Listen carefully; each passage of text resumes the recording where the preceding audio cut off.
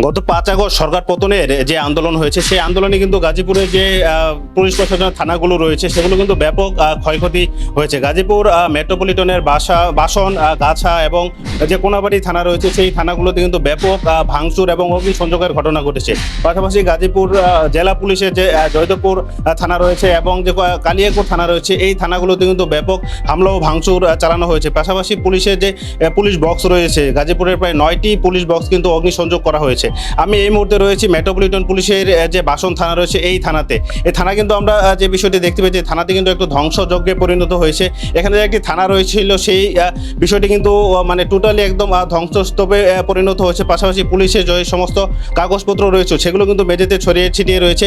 বাসন থানায় কিন্তু অগ্নিসংযোগ করা হয়েছিল এবং এই থানার একজন কনস্টেবল আব্দুল মালেক তাকে কিন্তু আসলে পিটিয়ে হত্যা করা হয়েছে। তো সর্বোপরি বলা চলে যে গাজীপুরের যে পুলিশ যে থানাগুলো রয়েছে সেই থানাগুলো কিন্তু ব্যাপক ক্ষয়ক্ষতি হয়েছে। এর মধ্যে কিন্তু বাসন যে থানা রয়েছে এই থানার যে কার্যক্রম এবং এই ভবনটি কিন্তু আমরা এসে দেখতে পেয়েছি যে ভবনটি স্থানান্তর করা হয়েছে অন্য একটি বিল্ডিং থেকে। কিন্তু বাসন থানার যে কার্যক্রম আছে সেটি পরিচালনা করা হবে। এছাড়াও কিন্তু এই যে আন্দোলন সেই আন্দোলনে কিন্তু গাজীপুরের বেশ কয়েকজন পুলিশ আহত হয়েছে। তবে কর্তৃপক্ষের কাছ থেকে কিন্তু আমরা পুলিশের কতজন আহত হয়েছে সেই বিষয়টি সঠিক কোনো তথ্য আমরা পাইনি। তবে গতকাল গাজীপুর মেট্রোপলিটন পুলিশের যিনি কমিশনার রয়েছে তিনি আমাদেরকে জানিয়েছে যে গাজীপুরে যে সমস্ত সকল থানা রয়েছে সেই সকল থানার কিন্তু কার্যক্রম ইতিমধ্যে শুরু হয়েছে। যেই থানাগুলো বেশিরভাগ ক্ষতিগ্রস্ত হয়েছে সেই থানাগুলোর কিন্তু মেরামত কাজ চলছে। এছাড়াও গাজীপুরের বিভিন্ন থানার যে ওসি রয়েছে তাদেরকে কিন্তু আসলে বদলি করা হয়েছে।